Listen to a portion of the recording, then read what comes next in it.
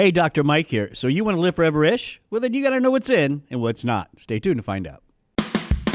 You're listening to Live Foreverish, a show dedicated to helping you live just a little longer.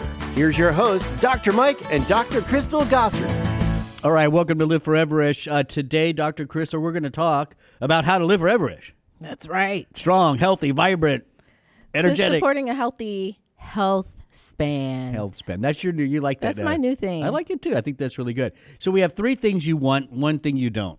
End of the day, right? Right. So let's get right into this. Okay. In number 1 for living forever-ish is CoQ10 because it's linked to better liver health. Yes. Specifically liver enzymes, which we would hope translates to better liver health. I'm excited to see this study because prior to this study, well, let me ask you, if somebody came up to you and said, okay, my liver is a little inflamed, my enzymes are up, what can I do to lower it? Would CoQ10 be on the top of your list? No, it would not be. Well, it would be in my top 5. It would? Yeah. I don't even know if it would be in my top. I mean, you go with the classics, right? Milk thistle, NAC, all that kind of stuff. Yeah. But, okay. CoQ10, let's take a look at this. It looks like this was a meta-analysis, 15 randomized controlled trials that administered CoQ10 and reported changes in liver enzymes. So what did we find here?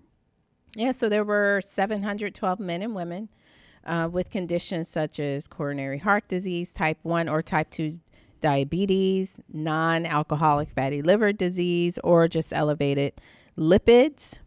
And in the studies, so remember, these are meta-analysis. So some of the studies use 100 milligrams, some used, different doses. So the dosing varied from about 100 to 400 milligrams per day. The duration of intervention ranged from 2 to 24 weeks.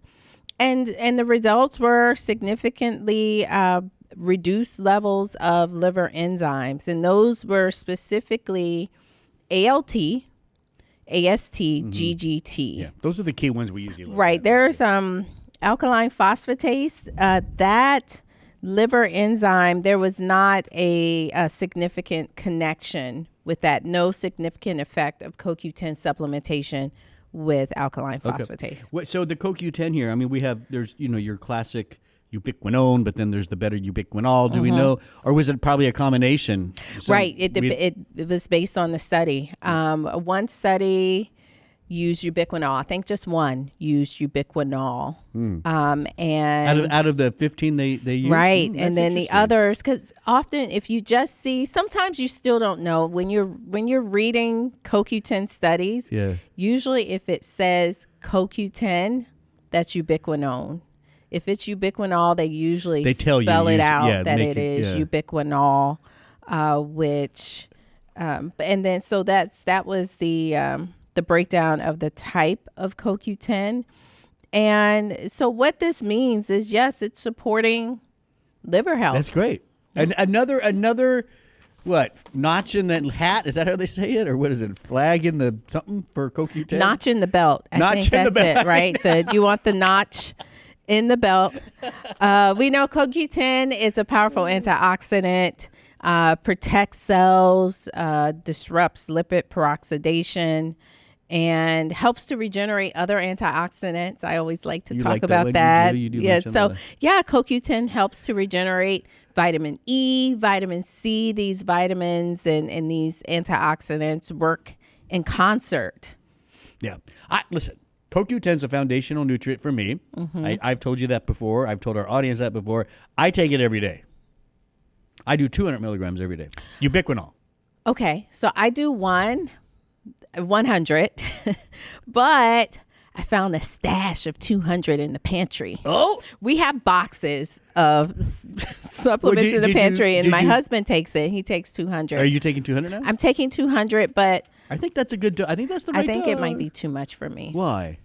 I don't know. Maybe I need to take it differently. So I take my CoQ10, all of my vitamins at night, my supplements at night after I eat. Maybe make an adjustment there. And so I feel like it's giving me too much energy before bed. Now, I also do think that if you okay, in my opinion, you're bumping from 100 to 200. You're increasing your blood level. That initial increase in blood level does make people feel a little energetic. Most people, though, it evens out over time, though. You just keep going with it. You won't. It usually doesn't keep making you energetic. I'm gonna keep it up. Keep it up. My free bottle. All right. Wonder where you got it from. All right, we are going to move on to N number 2. And what is in here is slow wave sleep. AKA deep sleep. Oh, then it just sounds sleep. good, doesn't it? I know. They kind of, the researchers threw me off a little bit because you don't often see it called slow wave sleep. Yeah. So then I went down a rabbit hole, Dr. Mike. What is slow wave sleep? And then I found the Sleep Foundation had their official definition. Yeah. And so this is during this period of sleep, and it's the third phase of sleep. Right. Okay. This is the electrical activity in the brain changes. The body's relaxing. This is your restorative sleep. Yeah, this is restoration. I find it interesting that most adults, we're just talking about people without insomnia, right? Just normal sleeping, only spend about 10 to 20% of the time in deep sleep. The rest of the time is in REM. The rest of the time you're moving around. You're doing, whatever. It's true. Yeah, we don't. You would think we would spend more time in deep sleep. Yeah, but, it is what it is. Nature knows best. Is that what that is? So lack of slow wave sleep over time can increase the risk of dementia. So as you get older, the amount of time that you spend in that zone starts to drop. Decline. And that's a normal age-related thing. Right. Yeah. So we know that this slow wave sleep, this is removing harmful substances from the brain, such as beta amyloid plaque. And that was kind of something that the researchers were looking into as well. There were 346 participants averaging about 69 years old. And these participants had previously participated in a cohort study, Framingham the big study, heart study, heart, yeah, and had completed 2 overnight sleep studies. And so so using that information, so they must have tracked then the prevalence of dementia over, it must have been several years probably. Yes. I would guess, because Framingham has been going on and on up and on. to 17 years. Oh, wow. Okay, so that's pretty good. That's good data. Yep, they tracked the risk of developing dementia for up to 17 years. And so there were 2 main things that stood out that the researchers highlighted in their results. First, they found that aging itself was associated with a decline in slow wave sleep, as I mentioned, accelerated it from about 60 to 80. Yeah. Oh, jeez. I'm getting close. I know. I wonder why. I didn't look into why that happens, but it happens. Yeah. And and unfortunately, that's restorative sleep. And when we need to restore a lot when we're older, we don't restore as much. No. And then it looks like here that they, what is this? Then they determined that for each percentage decrease in slow wave sleep per year, there was a 27% increased risk of all-cause dementia. That's not, I mean, that's a very little drop in slow wave sleep, increasing risk pretty significantly. And a 32% increased risk of Alzheimer's dementia. Wow. So the question sleep. is not just sleeping. How do we get restorative sleep? And we do know that if you have trouble sleeping, some of the sleep meds, they are not giving you restorative sleep. They're just not knock going you through out. those cycles of and the phases of sleep. So we know a couple of nutrients. I wanted to give a shout out to glycine. Glycine, like it. Good. 3 grams. There's some research. 3 grams of glycine, that's an amino acid, can support slow wave sleep. We do know in research black cumin seed extract standardized to about 5% thymoquinone, that antioxidant in black cumin, ashwagandha. Our friend ashwagandha. Both of those, yes. in research, subjective studies of or reports of restorative sleep we've seen with those two nutrients. I like so and what's really cool about this is this is outside of something like melatonin and some of like the lemon balm and stuff people do, right? That's more just like lemon balms, and that's calming. Ashwagandha goes like a step further, it seems here, and is able to influence the brain. It's just working to target cortisol, which is involved with your keeping you awake. Right. So it's dropping that, raising melatonin. Remember, we talked about those orexins and the ashwagandha inhibits them. Yes, Remember that? those wake promoting arousal center. I wonder if if there's a connection there as we get older. Is it the orexins are a little overstimulated? Because as you get older, the brain does kind of get it in what we call excitotoxicity. So you wonder if some of those systems are a little up. I don't know. Well, just a thought, Dr. Crystal. The researchers noted that individuals who experienced declines in slow wave sleep were more likely to have heart disease. So maybe there's some inflammation going on there. More likely to take medications that impact sleep. Which is a big. How about that? Right? Imagine people in their 70s taking a bunch of meds that impact sleep. Yes. Yeah, So, it happens all the time. Okay. All right. So we want glycine, black cumin, ashwagandha. We want deep, slow wave sleep. and you want fiber. I forgot to put that in. I know I got all excited. I'm surprised you didn't say that first. Low fiber is associated with lighter, less restorative sleep with more arousal. So get your fiber in. Always comes back to fiber, doesn't it? All roads lead to fiber. All right, in my world. That was in number. I'm beginning to believe you. That was in number 2. In number 3, again, this is if you want to live forever-ish, strong, healthy, Vibrant. Health span, good. What do you say? Health span. Health yes. span, right? That's it. Number 3, then, if you want to do that, has to deal with cilantro and coriander. Now, wait a second. Let me just make sure I get this right, because I watch food channels. Coriander's the seed. Yes. Cilantro's the plant. Right? In the U.S. Wait, what? In the wait. You just ruined You're it. right. You're absolutely right. But in internationally, they call it's all the same thing. It's just, what do they call it? Cilantro? Coriander. So they use coriander as the, okay. Interesting. Yep. Because here you can go to your spice area in your grocery store and you can see you got Coriander, which are the seeds, and then you could get. And good luck trying to cook with those. Do you ever cook with No, coriander? I always go with well, there's my actual. Okay, this is interesting. There's a little sidebar here. I like cilantro, but I like a cousin of cilantro that's even stronger. Ooh. And I'm not sure if I'm going to say it right. It's Okay. I'm not going to remember it. No, it's similar to cilantro. It's colantro, or it's COU. Oh. Robson, look that up. There's a cousin to it. It's longer, and it's oh man, it's strong. Huh. Colantro, I think that's right. What's a tart citrusy herb? You're moving on. She's moving on, Robson. I know it most with kind of the more my tacos. Yeah, you do. So when I cook a lot, I like Mexican flavors. Coming from Texas, we do that. So I use cilantro, colantro, cumin, a lot of those chili powders, a lot soups, stews, chilies, just food in general. But it's used often in curries, garam masala. We've been making that a lot. That's good too. And Nice and make it hot. And so it has a very distinct flavor. If you don't cook with it, you should. Traditionally, some people do not like it because that's what that distinct flavor can. It's too much for some you people. can taste it. It's one of those herbs it's there. You know it's there, and I want more. I don't know if I want more. I love it. Well, why are we talking about it? What's going on?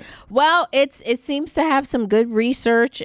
Traditionally, disorders such as diarrhea, GI issues. Let's just put that. I'll just categorize everything. IBS-D. But diarrhea. modern research, modern science, now we have clinical studies. We kind of know what it's doing. IBSD, yes. Look at that. So this was a true clinical trial in people with irritable bowel, right? Because you got to remember, irritable bowel can come constipation or diarrhea, or it's mostly a mix for people. But that's fine. So they but they added some other things though here. What did they do here? They received an herbal blend with the coriander, spearmint, lemon balm, or a placebo, and then 3 times per day. It looks like everybody was receiving psyllium. Psyllium and anti-diarrhea medication. So everybody was receiving that, and then they added this herbal blend on some. Right. Okay. Wish they would have just done the herbal blend. But you can't. There's some things you can't do in trials. If a standard of care is a standard of care, right, you have to still follow the standard especially of if care. they're having diarrhea. Dr. Mike. pick I mean, the you ones can't just give it. You're the placebo. Deal with that diarrhea. You don't matter. They're going to get the good stuff. Pick the people that it was maybe moderate or something. Anyway, okay. No, but you're right. You can't do that. So there was a significant lowering of severity and frequency of pain and bloating with the herbal group. I think that's nice. Great. I mean, the people, I like that the placebo group is almost like an active placebo. Well, that's what they. Well, yeah, that's what they call it. Yeah, they're an active control, right? Because there's a standard of care, right? Yeah.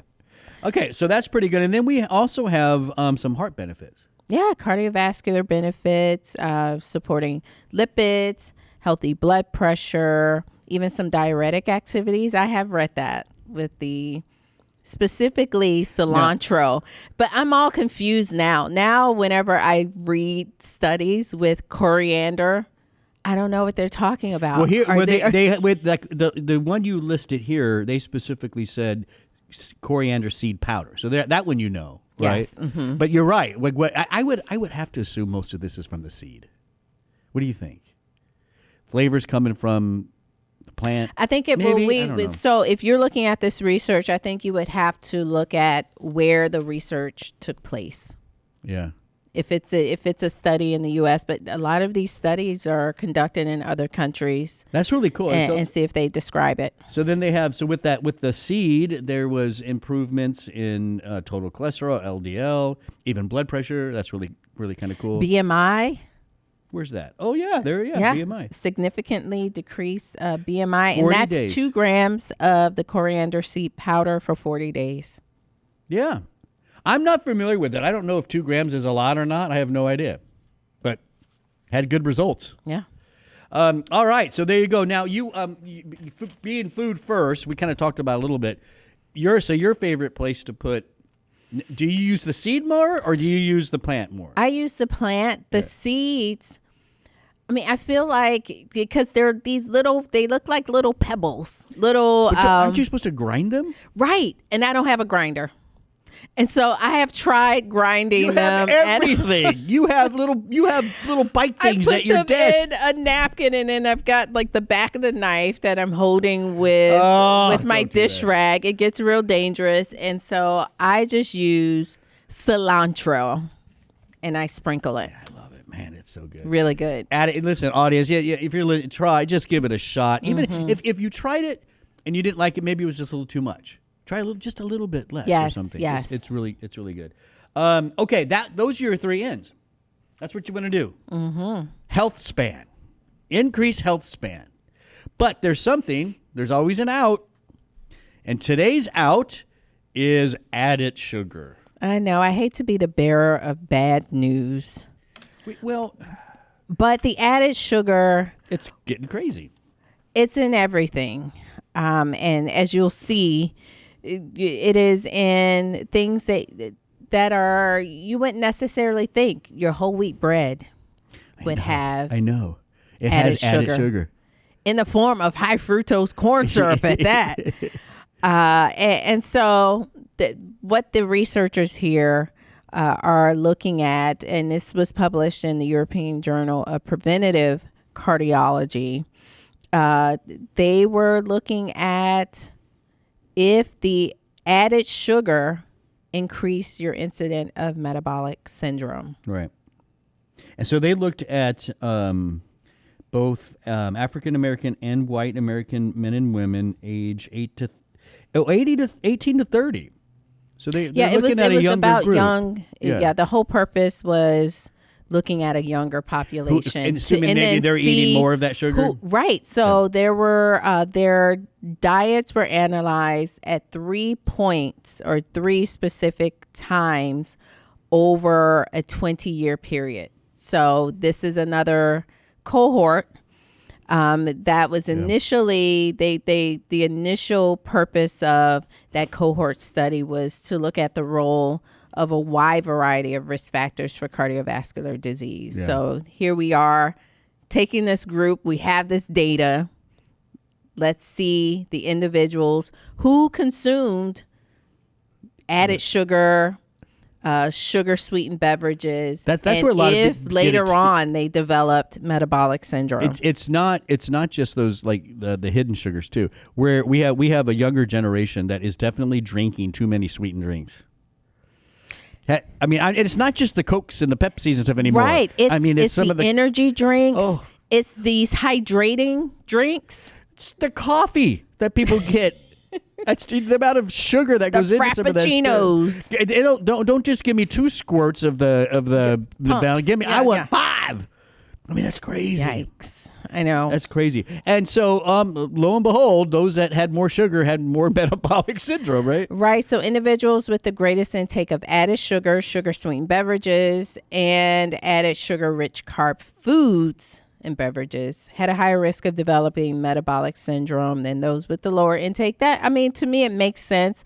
But the whole point here is, and what the researchers point out is, we need to be very clear when we say you need to consume carbohydrates. Like, if you look at Be more my detailed. plate, yes, we need more details on what those carbs Right. are and the ones that you may need to limit. So I like cornbread, but I tell you, I don't buy the cornbread that that's a corn cake. Yeah, but that's good too. I know. Your sweet breads, those Hawaiian breads. Please stop. They're so good. They're sweet for a reason. They have added sugar. So I think it's the people, we need to be very clear. You have to read your labels and know that it's not just the donuts and the pastries. Most people, when they eat those things, they recognize. They know that sugar. It's these other things they may not.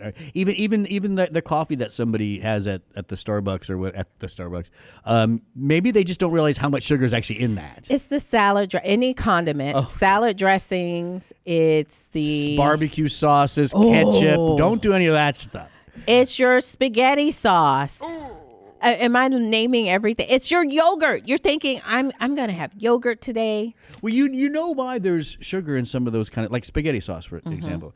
The sugar helps to balance the acidity of the tomatoes. That's why it goes in there. But you have some people who maybe put enough just to balance, and then you have others going, like throwing in a whole cup. Yep. Yeah, so we got to be.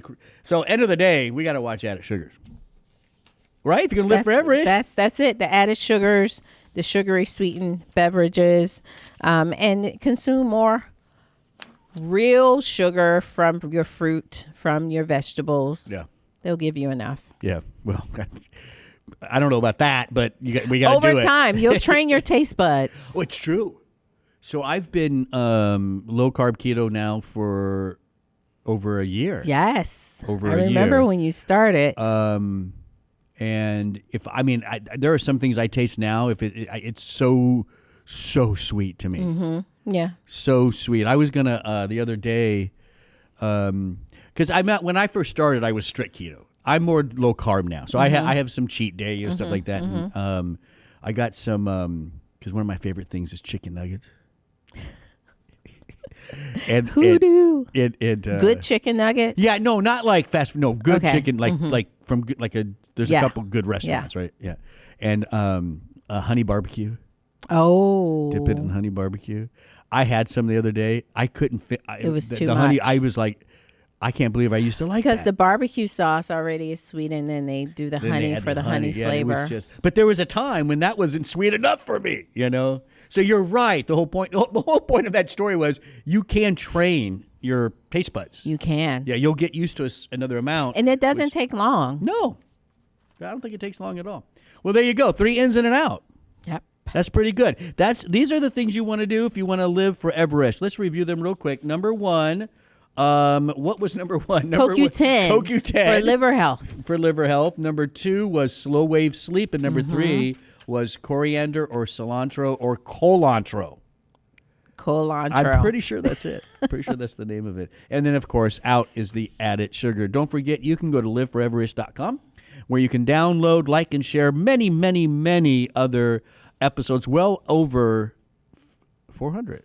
300, 400. No, 400. We're hitting 450. Close. 450 episodes now. But just, hey, subscribe. That way you never miss a show. We post every Monday and Wednesday, but just subscribe so you never miss a show. That's liveforeverish.com. And then our sponsor, Life Extension, wants to say thank you. If you go to lifeextension.com, buy whatever you want, you get to the cart, put in the code podcast. See, I said it better then. Podcast. And you get $10 off. 10%. 10% off, $50 or more plus free shipping and handling. Shipping and handling. That's podcast at lifeextension.com. That's right. Good show. Yep. And you can watch on our YouTube. podcast on YouTube. Yeah, we keep forgetting. We got all these cameras right there. So check that out at YouTube. I'm Dr. Mike. That's Dr. Crystal. Thanks for listening.